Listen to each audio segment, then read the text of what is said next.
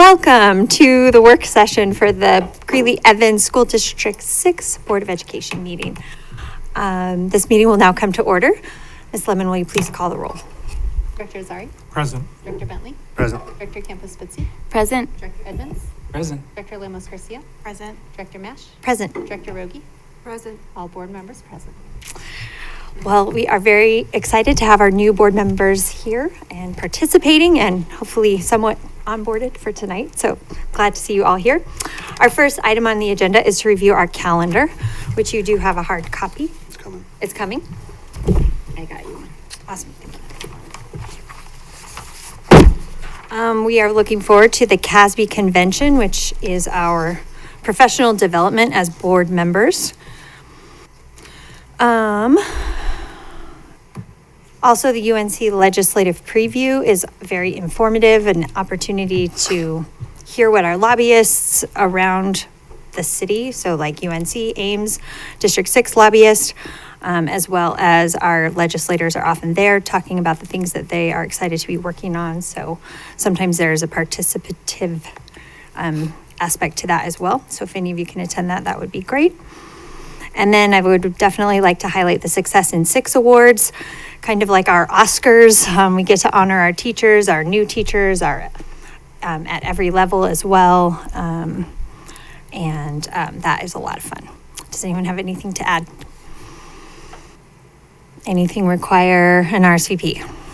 I don't think so. And just a reminder to our new board members, if you can just RSVP via the calendar invites, that's helpful for me. And then I'll RSVP to the organization for you. So, for example, the UNC legislative preview, you may receive an email directly from them, but I'm happy to RSVP for everybody.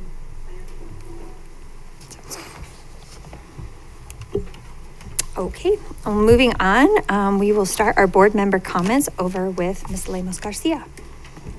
All right, thank you. I am so excited to be here at the table with all of you and to start our experience for what this will look like. First, wanted to say that I enjoyed attending the 50-year celebration at Shawshane with the majority of you. So that was a great event, good participation, great attendance. That was something that I enjoyed as one of our first events as a school board director. I am getting to know the schools that I am an ambassador for, and so that's pretty exciting. And then hopefully I can attend an event that by the end of the year, either a band concert or some kind of concert. So I'm looking forward to that as well. Sounds good, thank you. Thank you. Mr. Edmonds. Mr. Edmonds, man, that's my father. So I had a lot of great things happening, and just being at the food bank, we actually have a lot of connections with schools, so it's great to see school groups in there all the time. We give tours almost on the regular. My kids' school is actually coming in next week, my youngest to volunteer. But a few things, we had some great schools help us with a project. We do Festival of Trees with the food bank, and Toynton and Greeley Central and Shawshane all helped 3D print to make a large Lego tree. So it was really great to partner with them. And I had the opportunity when I went to pick up the pieces at Toynton to get a little tour of the school. This is election to the school board. But it was really cool to just walk around and see what a great resource that we have there for the students at that school and in our community, especially with the things that they provide that will be going out further than just what it helps with the students, like the partnerships that they have within the district. It was great to see that. So I made me really excited to tour other buildings. I know that not all of them will be as flashy as Toynton, but I know that just the desire to make sure kids have a good, safe learning environment is great. The Shawshane thing was wonderful as well. It was great to be there. Got to be at Fred Chartis for their plays. They had 2 different plays. Got so many kids that signed up wanting to do that focus group. It's called an exploratory. It's basically like an elective, and so many kids signed up. They ended up doing 2 plays. My daughter was in one of them, Snow White and the 7 Endings. It was great just to see her opportunity to kind of flourish, because she's an introvert, much like myself, although it might surprise you to say that, for me to say I'm an introvert, but she's very quiet, but when it comes to getting on stage, it was great. So it was wonderful to just see Fred Chartis providing those opportunities at a building that, sitting in a gym that I played kickball and and dodgeball and all that stuff when I was their age. So it was a good full circle. And then, of course, Hope for the Holidays food drive. It was great to see city council and school board have a friendly competition, which really drove up the turkeys. It was our best year for turkey collection at that event for quite a long time. And a good chunk of it happened during that time period. So our store that I was at all day, 107 turkeys, and 72 of them were during the school board shift. So I think Dr. Brenda Campos-Spitzy dressed as a turkey was a huge draw. City Council brought in 64 turkeys while they were there. So, I mean, just between the two groups, 136 turkeys. But the reflection on that is that all those turkeys went to families. So it was great to just see kind of this time of peace and unity with that. And then the last thing I'll share is I was at King Soopers getting just some groceries, and I was stopped by a teacher, and she said congratulations to me, and I gave her the look of like, I don't know you, and she could tell because working at the food bank I meet a lot of people, and now a lot more people know who I am, but she stopped me and she just said congratulations and how excited she was for our board to be what it is, and I shared that as well. I was so excited to meet a teacher from Maplewood, my alma mater, and to share that same just joy of just where we are at now. So I'm looking forward to it. Thank you. Mr. Azari? Thanks, President Mash. Yeah, I would say the highlight since the last board meeting was seeing Dr. Campos-Spitzy dress as a turkey, and it was quite appropriate for the event. So it was great to see that. I attended the Marine Corps Ball on Saturday, November 15th, and as always, the Marine unit, ROTC unit out at Northridge, they put on a very professional event. And as a lifelong performer and in the performing arts industry, it's really great to see the seriousness that goes into that. It's obvious, and very proud of that unit that we have out there at Northridge. I also attended the 50th anniversary. And again, I know how much work it takes to put on an event like that. Every grade level had some sort of activity and presentation. And we also had the opportunity to see a presentation by, I had to look this up, the Indigenous Corporation 5280 dancers. They go around this area of the state and they give presentations of Native American dances. And that's their mission, to do outreach. And that was fascinating to watch. And then finally, I'm have been the board wellness committee representative. So I've been going to their meetings, and that meeting was on Thursday, November 20th. And suffice to say, our wellness staff here in the district, they also do a fantastic job. I really appreciate their meetings, very organized and concise, and they go through a lot of material. That meeting, they talked about wellness policy goal number 2, which is the district will implement and promote nutrition education and proper dietary habits, contributing to students' health status and academic performance. Again, they do a great job at this, including the fact that our District 6 schools are 40% above the state average in serving locally grown foods in our cafeterias. Our district staff continue to connect with local food producers throughout the state. Requests for proposals are ongoing with about 50 different products continually being distributed throughout our district, including apples. And I guess we serve a lot of apples in our district. And among the many other topics the meeting addressed included information about our district's non-food award program, which is housed, organized, and operated out of Heath with their life skills students doing that work. And they help get non-food awards out into the hands of kids throughout the district. And they cited a number of 1,400 different items that have been distributed so far. I believe that may be this year throughout the district, so that's a lot of work. And finally, the meeting also included a report from the Student Health Advisory Council, and they will be speaking tonight at our business meeting, so we'll hear from them. All in all, a very good meeting from them. So thank you. That's all I've got, President Mash. Thank you very much. Dr. Campos-Spitzy? Yeah, so highlights for me for the last few weeks, same, doing the Weld Food Bank Turkey Drive was a lot of fun. Little did you know I was the warmest one out there with that turkey suit. But I love to see that Ryan Roth signed up for public participation later. So some friendly competition for an amazing cause.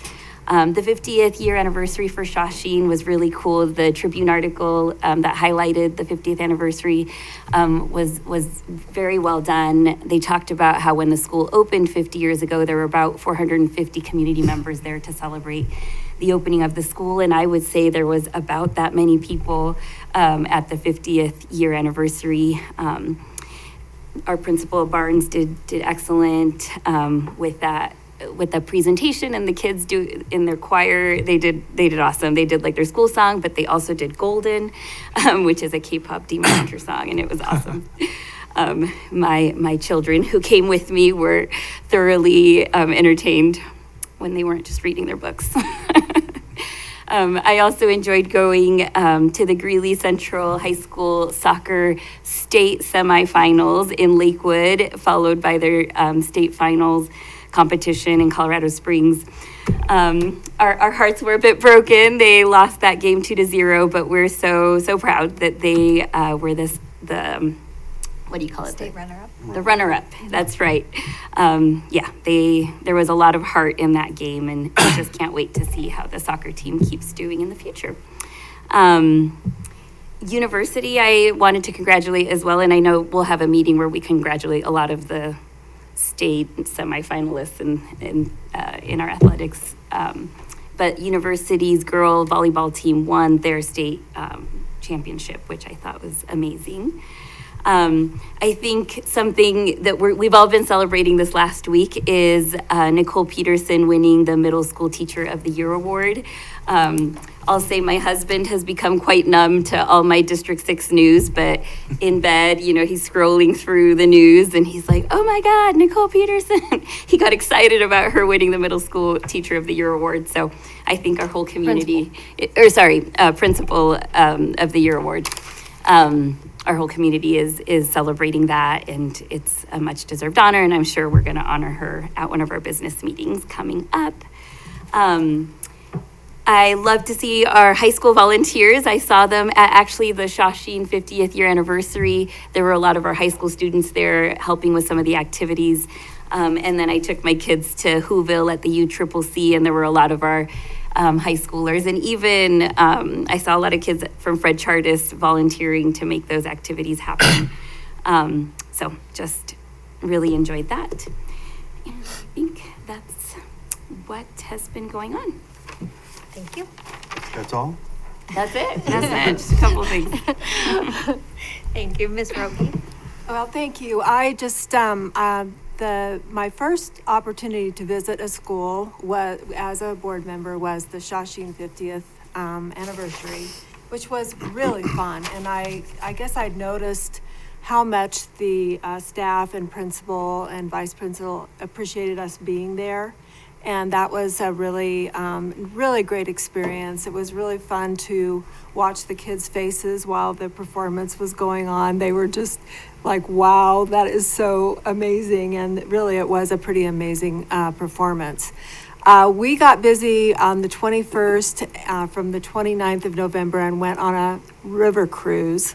So I would have been gone pretty much that whole time from, we went through, started at Charleston, South Carolina, and went to Jacksonville. And I will just say it was a really wonderful trip. My husband and I, just to let you know about those cruises, we were 10 years younger than pretty much everybody else on the trip.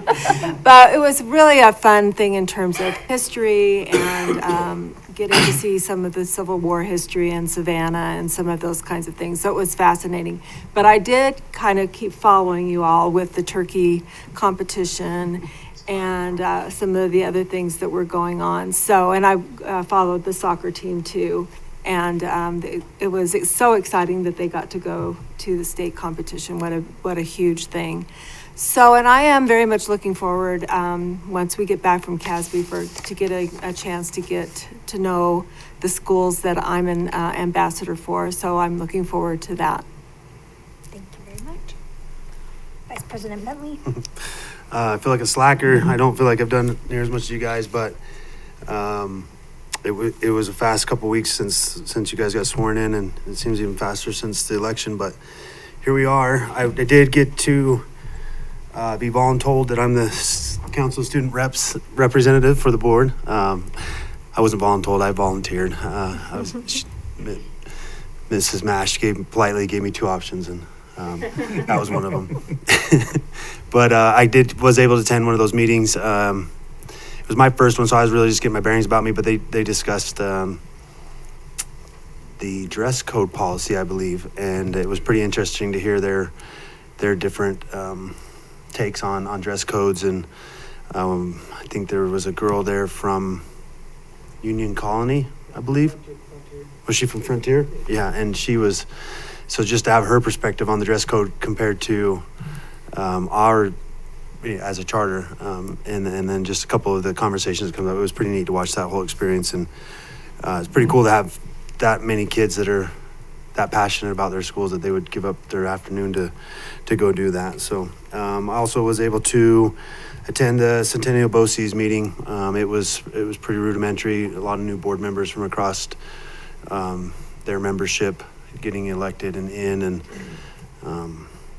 not much for me to add to that one, but it always is just kind of eye-opening to hear the problems that are a big deal to those little districts that we would never even hear about here. One time I think they had a leaking roof and it ruined their basketball floor, and they didn't know how they was going to pay for it, and stuff like that we don't even hear about, and that was the highlight of their comments for that meeting. But it makes you feel lucky to live in a bigger district. It gives us a little bit more flexibility with our funding. So other than that, I'm just excited to kind of get into the CASB season and on to 2026. Our new assignments for, everybody's been mentioned, for liaisons or ambassadors, whatever we're calling them this year. Principal Cranston reached out. So excited to get to support West this year, and I guess that means I get to accept their class. So that's pretty cool for me, and excited for the rest of the year. Awesome. Well, thank you all for your engagement and jumping right in, and just being excellent ambassadors for District 6. I also got to attend the soccer final, and that was really fun. It was fun to see the bus loads of fans arriving, and I'm so glad that we were able to make that happen, because there are a lot of students who wouldn't have been able to come. And so we did definitely have a sea of orange cheering on our soccer team. Enormous congratulations to Nicole Peterson. So very well deserved, as we've seen Brentwood be a school to watch. They've been doing great things for a number of years, and it's always great when a bigger entity outside of District 6 recognizes the accomplishments of our employees. And then I am the representative for the District Accountability Committee, which is a parent from each school, and it's always a great meeting. They're so thoughtful, they're so positive, but also seeking how they can share information, how they can improve their own schools. David Reyes from the Family Center came and spoke, and Mr. Asmus did a great job of just explaining all of the ways that we support our students, whether it's mental health, if it's academics, if it's their very basic needs. We have so many different supports in place. So it's always fun, even as a board member who's been here for 7 years, to when you have one focus and it's all in one place, it's like, wow, that's amazing. I could have come up with 3 or 5 of those things, but when you see them all together, it's really exciting. So, well, thank you all for sharing your comments. We will move on to a presentation of our financial audit, and invite Ms. Sponsler and our Ms. Hydock. guests. Ms. Hydock, yes.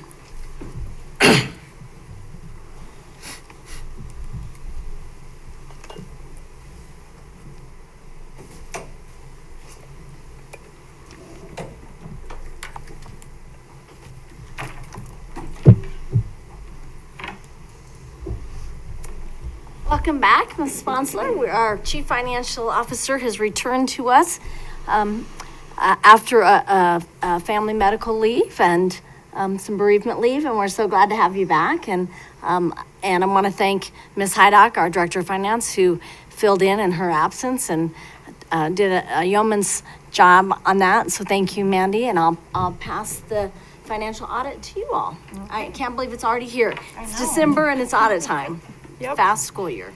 It always is the case that it's the first board meeting for new board members and you get to hear an audit presentation. So hopefully it's educational, but what she means to say is it's all downhill from here. It's as good as it gets. Right. You, if you kind of have the deer in the headlights look, Dr. Pilch and I will work with you to do some education around school finance going forward. So just so that you all know, the audit takes place really typically starting in June and goes through now. Sometimes they're busier than others, but our finance department works really hard to get the information needed for the audit firm. Our fiscal year ends June 30th, and so that's the time period that they are auditing, is the last fiscal year. And I think John Paul, who is our auditor, he has some kind of high-level information to share with you, and he'll talk about what their role is in terms of the audit firm versus what our role is as a district. And so I would like to also introduce my counterpart, Mandy Hydock. She has just done an amazing job in my absence, and I just can't thank her enough for stepping in. But this is really her baby. She lives and breathes the audit this time of year, so I know that she's looking forward to having this meeting behind her because she can take a break. So, Mandy, I'll pass it on to you. Well, thank you. Yes, we have a great team in finance that helps support this work, and truly it's district-wide. I mean, we have policies and internal controls that are required, and they work really hard to comply with that. And so as a result, it all rolls up to the results of our audit. So I'm going to turn it over to John Paul from Clifton Larson Allen. John Paul's been with us for a few years and is probably familiar to some of you, but he'll go through a PowerPoint and talk through the audit. Sure. Sounds good. Thank you. Again, my name is John Paul LeChevalier with Clifton Larson Allen, or CLA. We've been the external audit firm for the district for a number of years. We also do the audit for the 5 charter schools within the district that are then rolled up into the district's financial statements as well. So this presentation is on the fiscal year 2025 financial statements. So that's going to be as of June 30th, 2025. So I realize we're kind of on to 2026 at this point. So realize that a lot of this information is dated, but I think it's important to kind of have that as a framework for kind of going forward. The audit's normally a good place to check in, make sure that everything's in order, kind of moving into the next school year. So with that, I will try to be pretty high level with some things, but if there's anything that makes sense to spend a little bit more time to discuss, I would be happy to pause and kind of discuss any of that in more detail. I realize the audit's normally the highlight of everyone's year, so if we want to spend an hour, 2 hours, 3 talking about it, we certainly can do that. It's why I ran for school board. I believe it. All right, so first to start, just about the responsibilities as auditors. So we do, basically our role is to review the financial statements, make sure that everything within the document is materially correct when it comes to the financial statements themselves. So what that means is we issue an opinion saying that we believe with reasonable assurance, basically after all of our audit procedures were done, that the financial statements are materially correct. The example that I like to give is that we're kind of the editors of the financial statements and the district is the author of the financial statements. So we're just coming in, making sure that everything's materially correct, making sure that, everything that's required under governmental accounting standards to be disclosed is included within the financial statements, and kind of, everything that we're supposed to do, we're looking at. I will say one common misconception is relating to fraud. If there was any instances of fraud or concerns about fraud, we would include that within our report regardless of the dollar amount, but it's not something that we're specifically designing procedures over. So the focus of the audit is really making sure that the financial statements are correct. If there's any fraud, we will bring that up, but at the same time, that's not the primary point of the audit. So there's a couple of different kind of two main components within the audit. The first is the financial statements, or the annual comprehensive financial report, which includes both audited and non-audited information. That's where we issue our opinion over our audit report. And so I'm pleased to be able to say that we issued an unmodified, or informally referred to as a clean audit opinion. And so what that means, again, is that after all of our audit procedures, that we believe with reasonable assurance everything is materially correct. And so that's the highest level of audit report that the district can receive. It's also the report that the district should be expecting to receive. If it wasn't going to happen, this would not be the first meeting that you'd be hearing about that. So that's kind of the main part of the audit, but there is another component referred to as the single audit, and that's over federal awards. So the district receives quite a bit in federal awards, and what comes with that is kind of these strings attached of different compliance requirements that the district's responsible for complying with. That portion of the audit, it kind of normally gets tacked on as kind of the last few pages of the report. For this year, the federal government didn't issue, they normally issue their guidance of how they want auditors to audit in around May. They released it at the end of November, so just a little bit late. And so with that timing, that is kind of pushing back the timing for the district's single audit. I'd say at this point, we're probably 90% done, but not 100% like we normally are at this point. So again, that's really more the federal government kind of delaying that guidance, leading to that. The required deadline for that is the end of March. So at this point, that's not a concern in terms of deadlines, but it is normally something that's completed at this point. The financial statement audit is required to be completed by the end of December, and this is normally the meeting when that's completed and presented to the board. So kind of normal timing on the financial statement audit, a little bit delayed on the single audit, again, on the federal government reason for that. We would present any findings or recommendations. I'm pleased to be able to say that we did not have any findings or recommendations that rose to the level of being brought to the board. As always, every year, if there's any little things that come up during the audit, we discuss that with the finance team. If anything comes to, so that's kind of best practice recommendations, things like that. Those would be discussed directly with finance. If there's anything that's kind of more significant than that, it gets included within the report and also would be discussed with the board. But again, pleased to be able to say that in addition to that unmodified audit opinion, that it was a very clean audit overall. I do have just real high level kind of broad strokes on the financial statements themselves, just to give you a little bit of flavor for kind of the financial activity. Obviously, you know, there's a lot that goes on during the year, and so there's a lot more to it than this, but do think that it's helpful just to give you kind of a background of what that looks like and a couple of trends here. So one thing that's important to note is that the district, like all other school districts within Colorado, are required to present under government accounting standards. And with that, you include two sets of financial statements. One of them is on a long-term basis, and one of them is on a short-term basis that closely mirrors a budget. So it's kind of, you have your operational view and then your kind of big picture, 30-year long-term view of the financials. And so this first graph kind of shows the assets minus the liabilities, so kind of what you have on hand to be able to spend for the upcoming year's budget. Presented within this first graph. So you can see it's decreasing over the last 6 years, but when we kind of break that out into different components, there is the building fund, and that's highlighted in orange, and that relates to bond proceeds. And so what normally happens is you go out, you issue debt, you get a whole bunch of cash that comes in on that long-term basis. That's something that needs to be repaid. On this kind of shorter operational basis, that's cash that you have that's available to spend and budget for.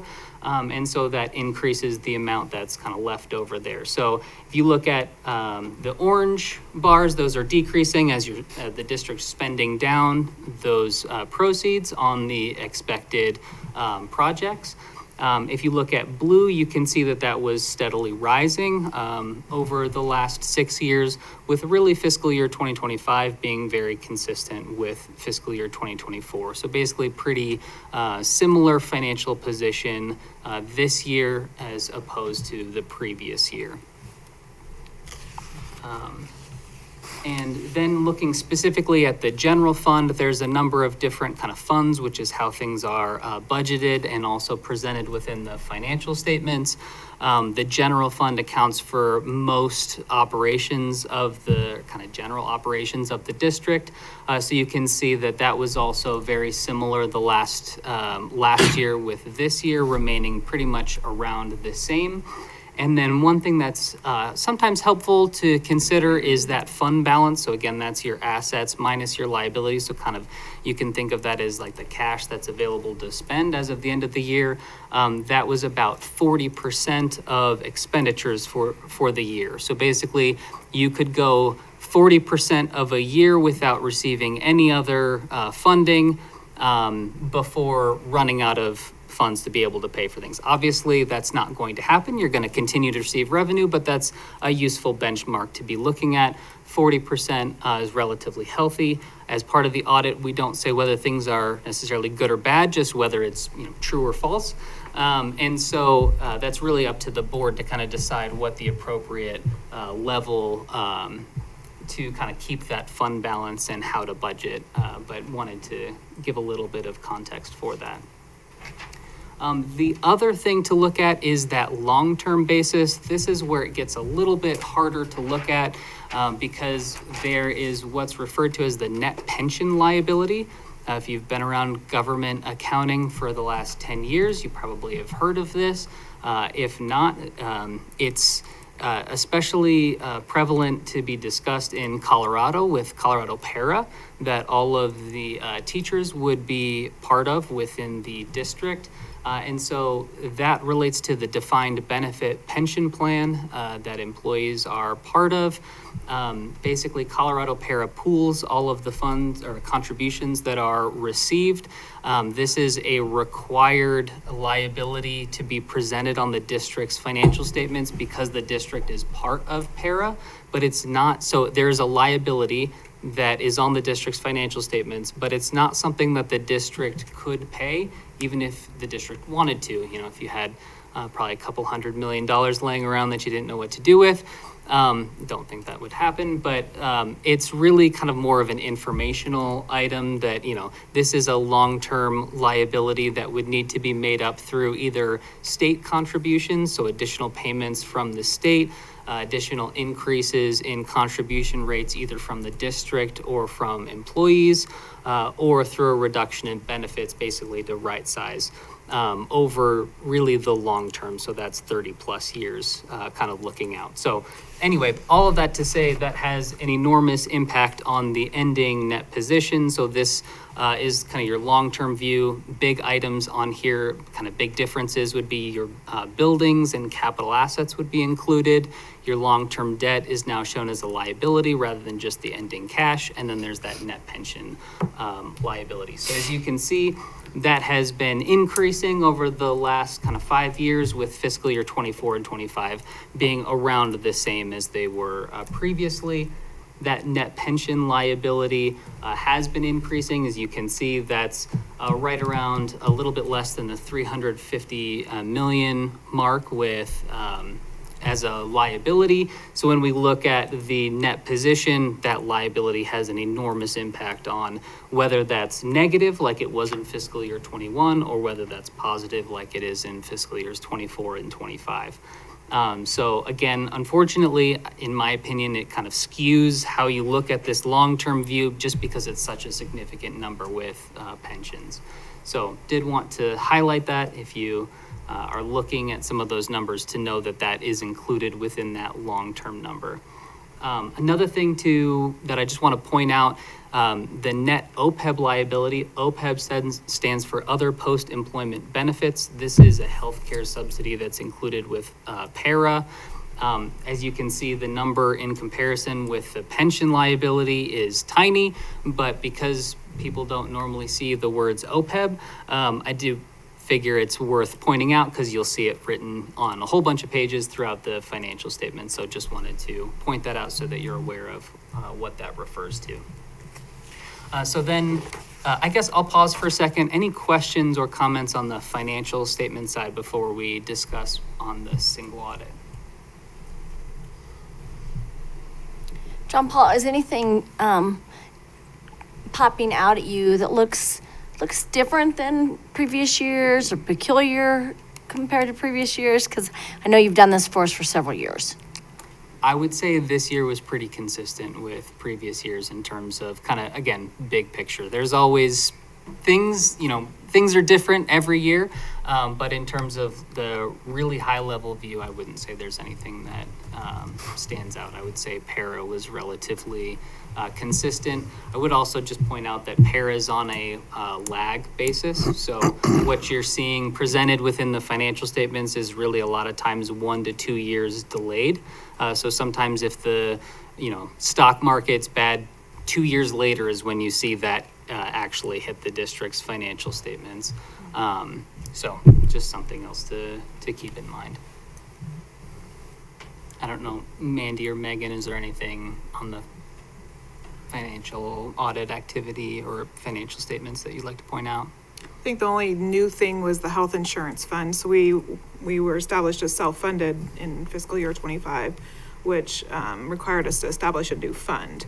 So that was a bit of a new experience for Clifton Larson Allen, but it emulates our dental fund. So nothing really new. It's just a matter of tracking those claims and making sure we have the support to process those claims on a monthly basis. So I would say that was probably one of the newest things.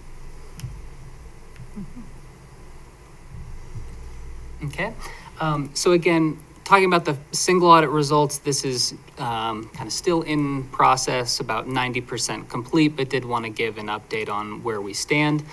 So the single audit focuses again on federal awards. The district received a little over $32 million in federal awards in fiscal year 2025.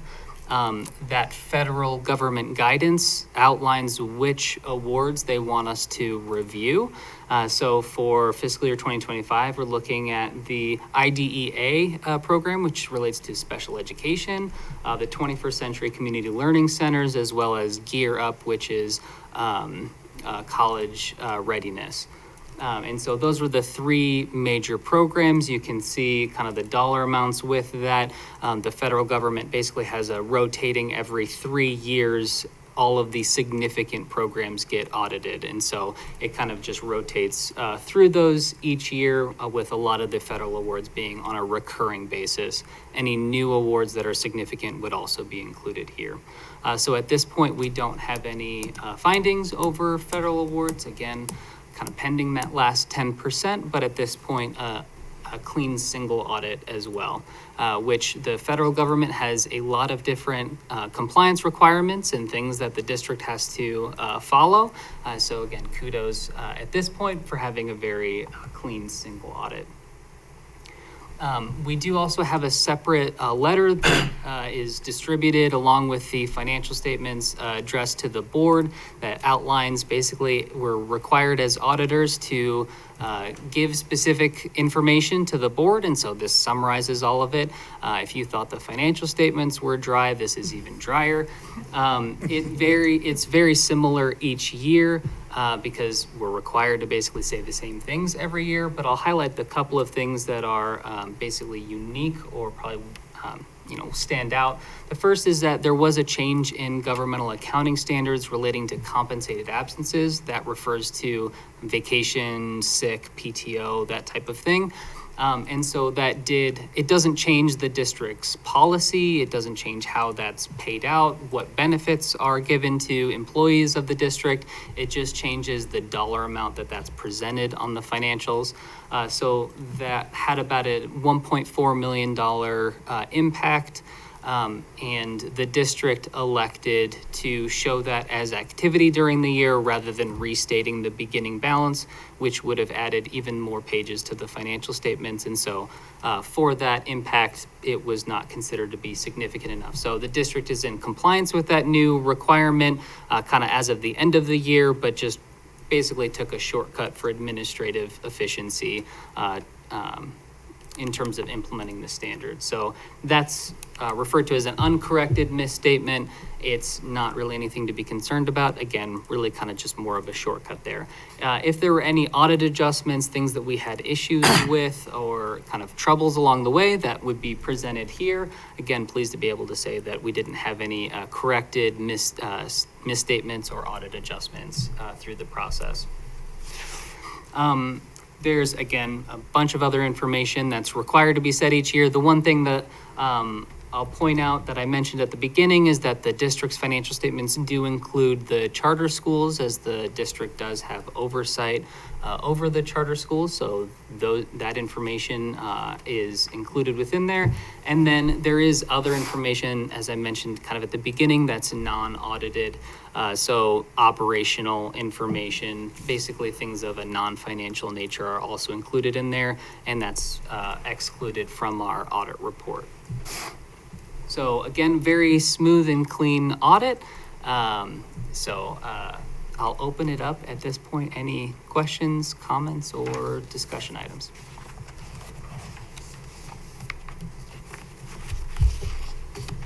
I'll just start by saying thank you very much, and I appreciate the continuity that you're able to provide. And I've been on the board 7 years. I don't remember your predecessor, so maybe you've been here all of those times, but also just continue to be very proud of our financial department, that as a board member who is responsible for reporting back to the community, that we are fiscally responsible and we're using our tax dollars correctly and we're reporting them correctly. The transparency is there. So excellent job. And I know that that was an added lift for you, Ms. Hydock. So thank you so much for stepping in. I guess just a clarifying question about if things are delayed from our federal grants. Is that because some of them were sort of on pause at certain points during the year, or? So it has nothing to do with the grants as they impact the district. It's on the audit guidance for basically what things as auditors were required to look at. And so there's an official document that's released by the Office of Management and Budget called the Compliance Supplement, that it's, I think, 1,000+ pages long, that has all the different things for every different federal award. Sometimes with changes in administration, they end up taking longer to review of what they want to emphasize. They can't change the rules at that point, but they can change what they want to emphasize. I will say that they sat on it for a long time, but there really wasn't any significant changes from last year. So just kind of waiting on them to release that, but nothing really significant ended up changing. Do they redline it for you? Or do you have to go through 1,000 pages and be like, I think this part's different? Definitely, as kind of a larger firm that focuses on government audits, we had a national team that did the review and were able to say these are all the things that changed, and it was pretty minimal. So I didn't have to go through all 1,000 pages, but someone did. Teamwork. Yeah. On slide 11 for the net OPB liability, we're seeing like a downtrend from 2023 to 2025. Is that because we changed the way we do our healthcare benefits? I'm curious. So this relates to participation in para, and so the district, as part of para, is actually a minuscule part of that. So basically anything the district does is going to have a pretty tiny impact on para overall.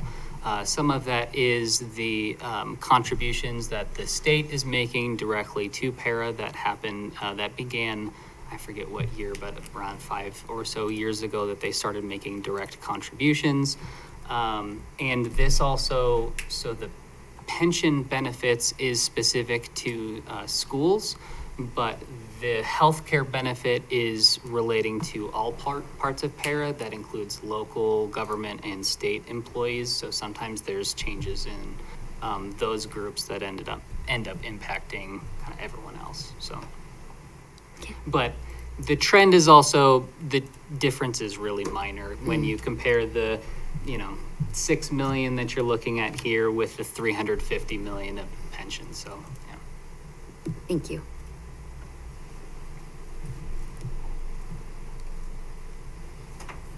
We don't have any questions because we fully understand everything you said. No, thank you for this presentation and for making it high-level bullet points for us. And thank you for keeping excellent records. Okay, if there's no other questions, yeah, thanks for being here. Thank you. Thank you. Thank you. Thanks, guys. Great job.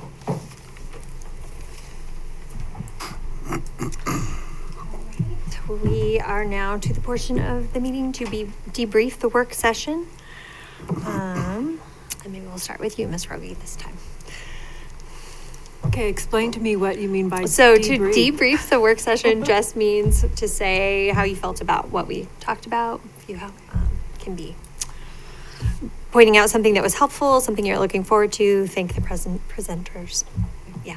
Well, for someone that does not have a business mind, this is amazing that people can get through all this and understand that because my husband is a retired teacher, we are on para. And so it's interesting to see how it all fits into the big picture and how, and just, the hard work that these people have done for our district, so. Yeah, I think we always say a boring audit is a good thing, and that was definitely boring. I'm just kidding. It's only uphill from here, guys, I promise. I do want to echo Director Edmonds' comments on how excited I am about our new board and feeling like we have a very unified vision in wanting District 6 to succeed, and looking forward to many more work sessions and business meetings with you all. Mr. Azari? Yeah, I agree. It's great to have our new folks on the board, and for Kyle to have returned to the board as well. And it's also great to hear the words "no material weaknesses or significant deficiencies identified," and a very clean audit overall. So that comes about with a lot of hard work over a long time. So thank you. Yeah, just I echo myself. I'm excited. This is going to be a really exciting time just to see all the different parts of what it takes to have a successful school district. That there's people that have their specialties, and that we can lean into those specialties without feeling like we all need to be experts on it. So to be able to rely on our wonderful accounting department and our auditors to come in and say, here's what we found. We've been doing this for years. It just really, we can breathe a sigh of relief. To know that we don't need to nitpick through everything, and to just trust each other. So yeah, I'm excited about CASB. I'm excited to see what this week holds for us in the next 4 years. Yeah. I know there was a comment earlier that was made that this is a boring meeting because of the audit, and as new board members, might be difficult to understand, but I appreciate that right out of the gate, we get this financial education, and especially seeing that it's clean and that it's a well established audit as well. So I appreciate that. I know I said it earlier, but I'm looking forward to working with each and every person on the school board, and look forward to what more can come. Mr. Bentley? Yeah, just big shout out to Mandy and Megan and the whole finance department. That's a ton of work. Our budget in general is a ton of work, and then to go through an audit of said budget on top of their daily duties is a monumentous task. I deal with budgets on a smaller scale, and our we don't have to do audited financials, and we're looking at going towards them, and it is such a change from unaudited to audited that it's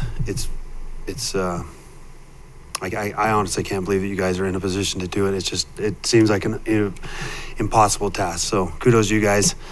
And it's nice to sit here and year after year and hear them say, no findings. So congratulations and thanks for all you guys do. Yes, once again, thank you. Thank you for all your hard work. Thank you for the presentation. And our board members are getting a little taste of what Colorado School Finance looks like at CASB. And I'm looking forward to sitting in on that as well, since we have a new funding formula that hopefully we get to continue to fund each year. So yeah, thank you all for being here. Meet us back for our business meeting at 6 p.m. This meeting is adjourned.